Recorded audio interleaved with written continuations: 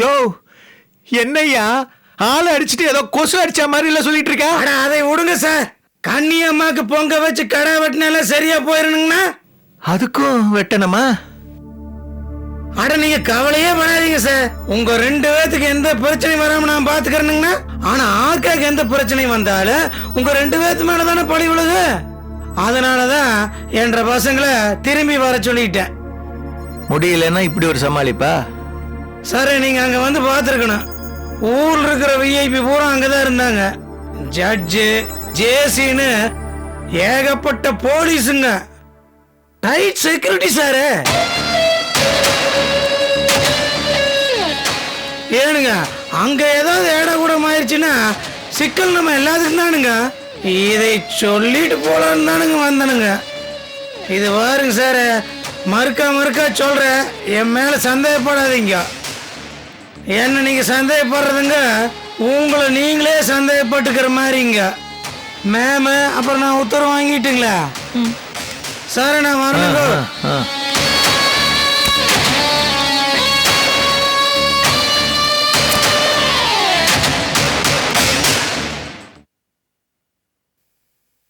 சம்பந்திமா, நான் கோவமா பேசுவேனே தவிர குடும்பக்காரன் இல்ல. இவன் இன்னைக்கு பண்ணிட்டு வந்திருக்கிற காரியம் இருக்க கொஞ்சம் கூட சரியில்லை. ஏற்கனவே போலீஸுக்கு இந்த திவ்யா கொலை கேஸ்ல இவன் மேல சந்தேகம் இருக்கு. நம்ம அவன் கூட பழகணும்னா அதனால நமக்கு தான் பிரச்சனை வரும். சொல்றத சொல்லிட்டேன், கொஞ்சம் யோசிங்க. நானும் வரேன் சம்பந்தி.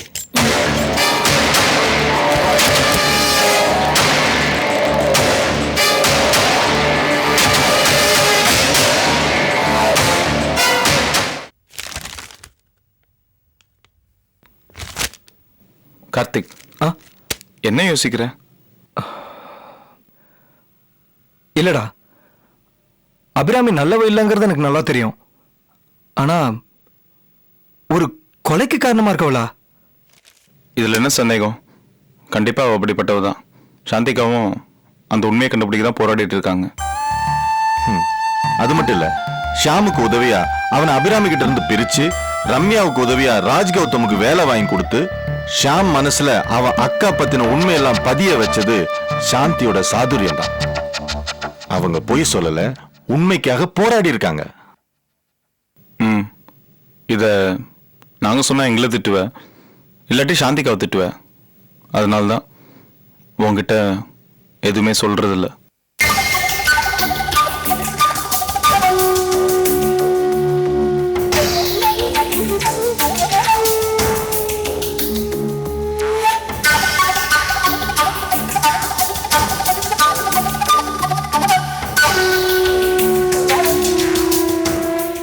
இந்த பாரு கார்த்திக், ராமகிருஷ்ண சாந்தி அமிச்சது கூட நம்ம மிலிட்டரியில எதிர்நாட்டோட நிலைமையை தெரிஞ்சுக்கிறதுக்கு ஸ்பை அனுப்புவோம் இல்லையா, அது மாதிரி தான். இந்த பாரு கார்த்திக், சில சமயத்துல ஒரு ஸ்பையோட கதி என்ன ஆகும்னு உனக்கு தெரியாதா? இப்போ அதே ஆபத்து தான் ராமகிருஷ்ணனுக்கும் ஏற்பட்டிருக்கு. சாந்திக்கு அதை நினைச்சு ரொம்ப ஃபீல் பண்ணாங்க. அவங்க மனசுல இருக்கிற காயம் இன்னும் ஆறவே இல்லை தெரியுமா? இவ்வளவுத்துக்கும் காரணம் அந்த அபிராமி தான்டா. சம்பந்தம் உள்ளவங்க சம்பந்தம் இல்லாதவங்க எல்லாரும் பழி வாங்கிட்டு இருக்கா.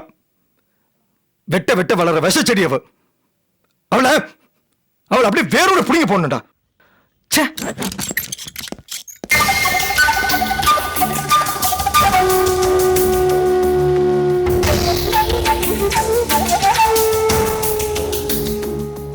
பாத்தீங்களா பாலாஜி, முந்திலாம் எது நடந்தாலும் அதுக்கு ஏதாச்சும் ஒரு காரணம் சொல்லி சாந்திக்காவை திட்டுவான்.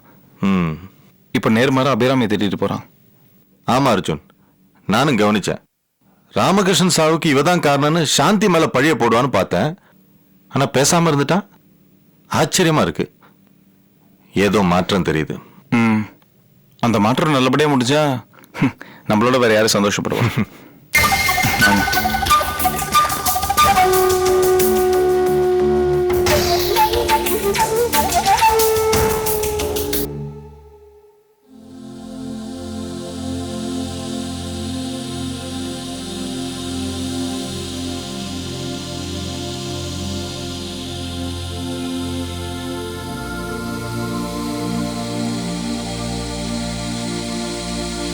இந்து படிக்கிறியா?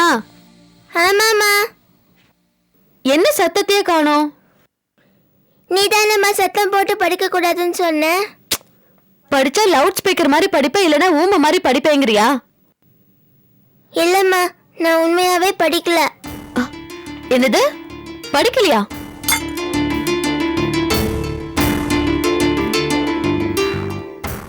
என்னடி படிக்காம என்ன பண்ணிட்டு இருக்க? இல்லம்மா, ஸ்கூலுக்கு ஒரு புது டீச்சர் வந்திருக்காங்க. அவங்க என்ன பேசுறதே புரியல. அப்புறம் நான் கிளாஸ் டீச்சர் கிட்ட கேட்டு பார்த்தேன்.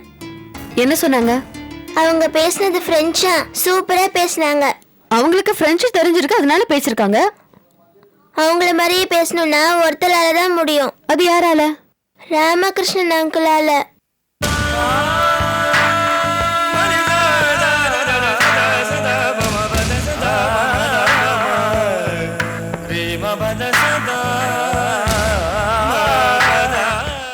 அவர் மட்டும் இருந்தா சூப்பரா பிரெஞ்சு பேசுவாருமா. எங்கம்மா அவரு? அவர் வர சொல்லுமா. ஸ்கூலுக்கு அவர் வந்தா நான் அவரை கூட்டிட்டு போய் பேச வைக்கணும். நானும் பிரெஞ்சு கத்துக்கணும். அங்கிளை வர சொல்லுமா. அவர் வரமாட்டாரு. ஏம்மா?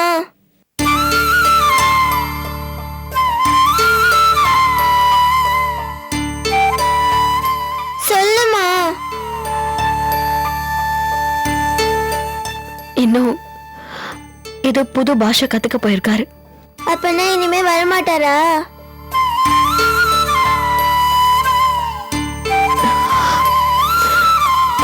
நீ நீ அவரையும் நினைச்சுக்கிட்டு நல்லா படி.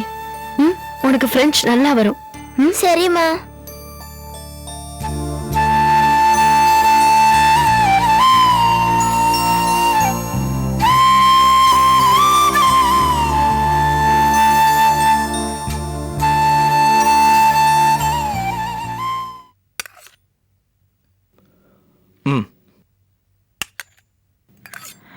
உங்க அப்பாவோட ஆபீஸ் திறப்பு விழா ரொம்ப நல்லா நடந்துச்சுல்ல? அப்பாக்கு என்னம்மா, இதுவே ரொம்ப கம்மி. வந்தவங்கள நம்ம ஆளுங்க நல்லா கவனிச்சுக்கிட்டாங்க. உனக்கு ஒத்தாசிக்கு லக்ஷ்மி அத்தை, சுவாதி, இந்துவோட அம்மா, இன்னும் எவ்வளோ பேரு? அது என்ன இந்துவோட அம்மா? சாந்தின்னு சொல்ல மாட்டீங்களா?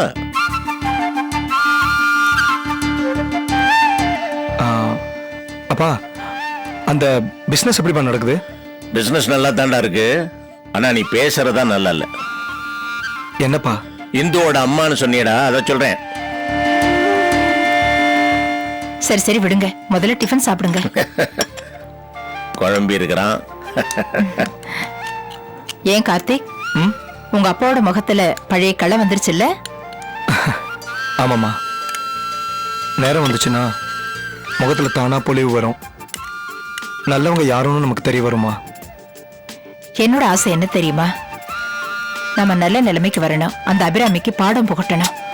அவளை விடுமா, அந்த அபிராமி தானா அழிய போறா இல்லையா?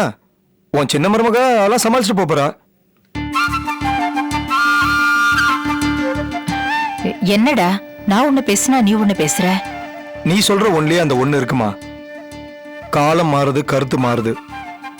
பனி விலகி பார்த்து தெரியற மாதிரி சந்தேகம் போய் தெளிவு வருது. காலம் ஒரு டீச்சர் மாதிரிமா. நீ என்னப்பா சொல்ற? இவ்வளவு நாள் ஷாம் தப்பானவன். அவன் அக்கா பேச்ச கேட்டு நடக்கிறான். அவன் சாந்தி கூட பேசுறதெல்லாம் அபிராமியோட நாடகம்னு நான் நினைச்சேன். அது இல்லம்மா, ஷாம் நல்லவன். ஏண்டா, நீ புரிஞ்சுக்கிட்டது ஷாம மட்டும் தானா? இல்லப்பா, நீங்க என்ன கேட்க வரீங்கன்னு எனக்கு புரியுது. எல்லாமே எனக்கு இப்பதான்ப்பா புரியுது. சாந்தியை பத்தியும் புரிஞ்சுக்கிட்டேல்ல? புரிஞ்சுக்கிட்டே இருக்கேன்.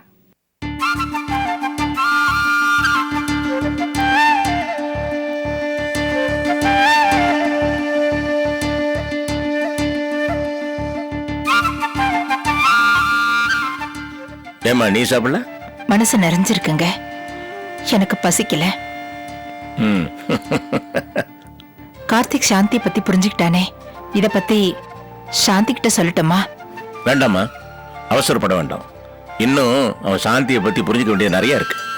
அதன் தவிர பாவம் கார்த்திக் மனசுல ஒரு குற்ற உணர்ச்சி இருந்துகிட்டே இருக்கு. முதல்ல அதை நீங்கணும். என்னமோ இப்போதைக்கு அவன் போற ரூட் சரியா இருக்கு, நாம பூந்து அதை குழப்புவானு எனக்கு என்னமோ தோணுதுமா.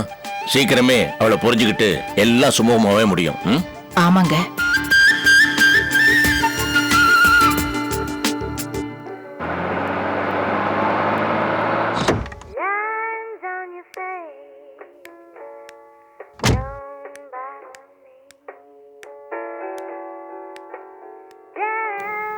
Yes madam. மென் வேர் எல்லாம் எங்க பார்க்கணும்? That side madam. Thank you. Welcome madam.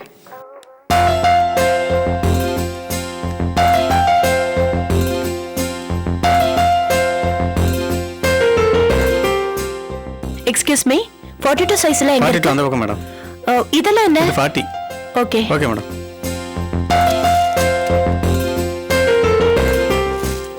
Excuse me, yes. 42 size shirts சொல்லுங்க. எல்லாம் கொஞ்சம் காட்டுங்க. Okay madam.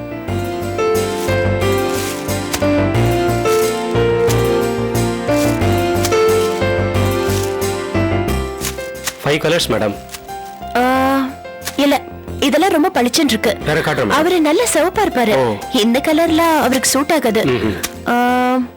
அந்த ஐவரி கலர் எடுங்க. This one. இதுக்கு மேட்சா டை எடுங்க. ரெட் சூட் ஆகும் மேடம்.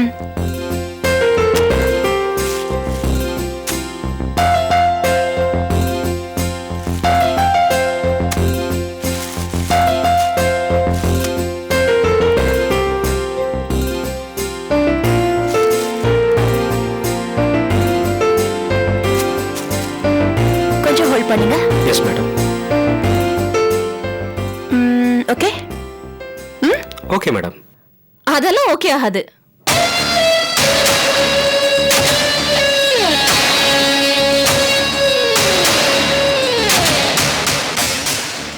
நீயும் டேஸ்டும்.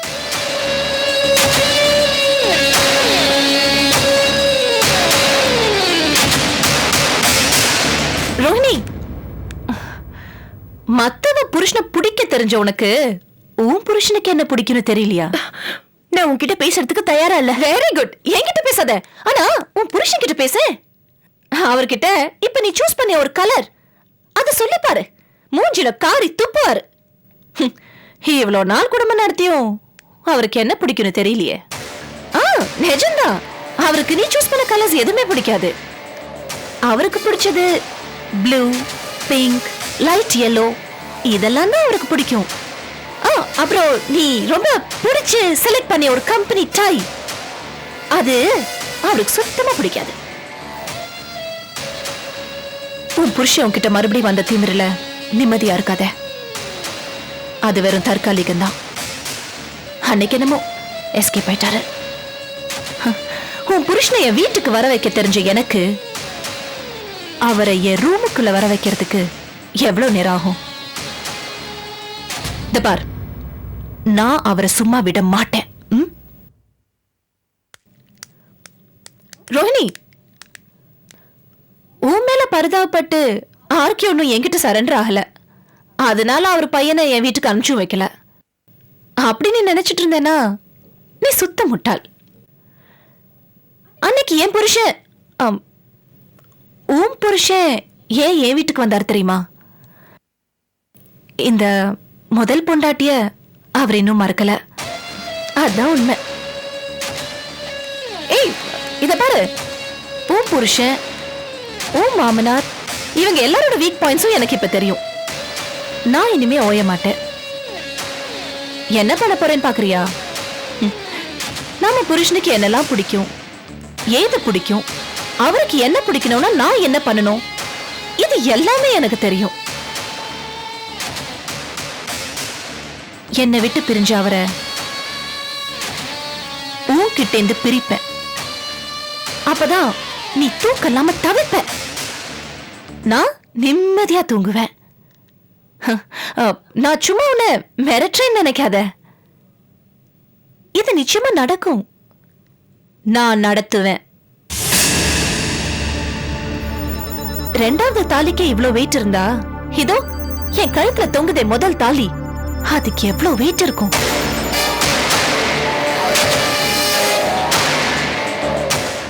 இதுக்கு மேல நான் உன்கிட்ட எதுவும் சொல்ல வேணாம். நீ பேங்க்ல ஒர்க் பண்ற, உனக்கு கணக்கெல்லாம் புரியும். ரோஹிணி, நான் சொன்ன கலர்ஸ்லாம் ஞாபகம் இருக்குல்ல, அத பார்த்து செலக்ட் பண்ணு. அதுதான் நம்ம புருஷனுக்கு பிடிக்கும்.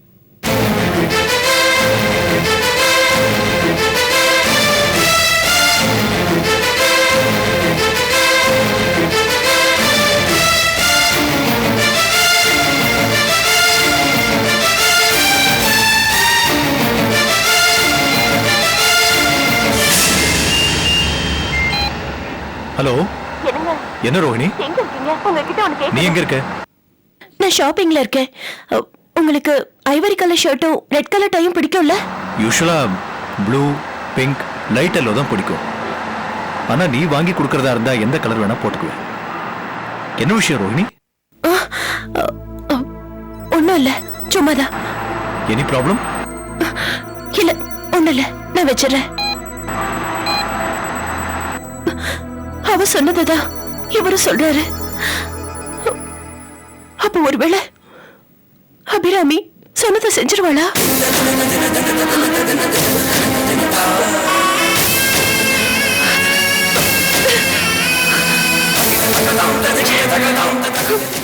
டேஸ்ட பத்தி பேசுறா, மிரட்டுறா.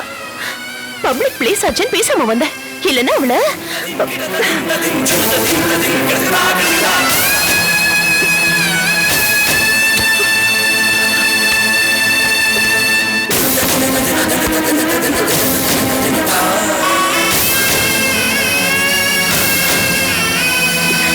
அவ காத்த படக்கூடாதுன்னு இருக்க. அவ வாங்கி கொடுத்த வேட்டி சட்டை மட்டும் இங்க இருக்கணுமா? விட மாட்டேன், இருக்க விட மாட்டேன்.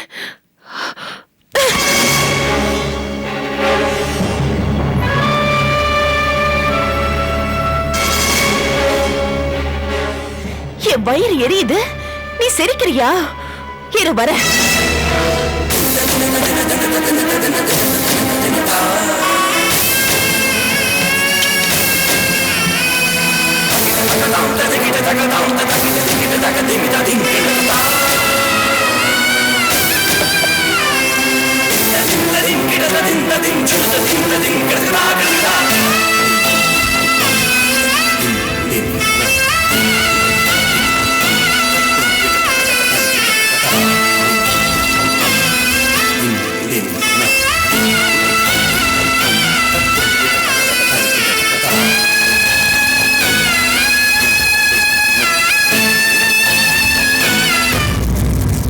பிடிக்குமா, ப்ளூ கலர் பிடிக்குமா, லைட் எல்லோ பிடிக்குமா? ஆனா எனக்கு இது எதுவுமே பிடிக்காது.